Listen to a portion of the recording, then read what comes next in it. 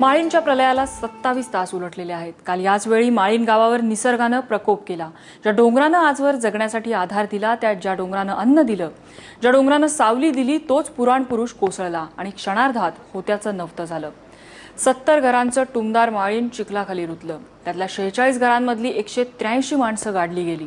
पण काल दिवसभरातल्या बचाव अभियानातून 8 जणांना या जीवघेण्या ढिगाऱ्याखालून बाहेर काढण्यात यश आलंय। या 8 जणांचं नशीब बलवत्तर होतं, पण तसं नशीब प्रत्येकाचंच नव्हतं। 21 जणांना आतापर्यंत या प्रलयात जीव गमवावा लागलाय। शिवाय अजूनही 154 जण या कित्येक फूट चिखलाच्या ढिगाऱ्याखाली अडकलेले आहेत।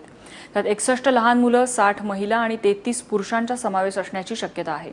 पण सतत कोसळणारा पाऊस, चिखलाचा ढिगारा, अंधार यामुळे बचाव कार्यामध्ये अडथळे येत होते। तरीही एनडीआरएफचे जवान अव्याहतपणे आपल्या प्रयत्नांची पराकाष्ठा करून या ठिकाणी बचाव कार्य सुरू ठेवत आहेत।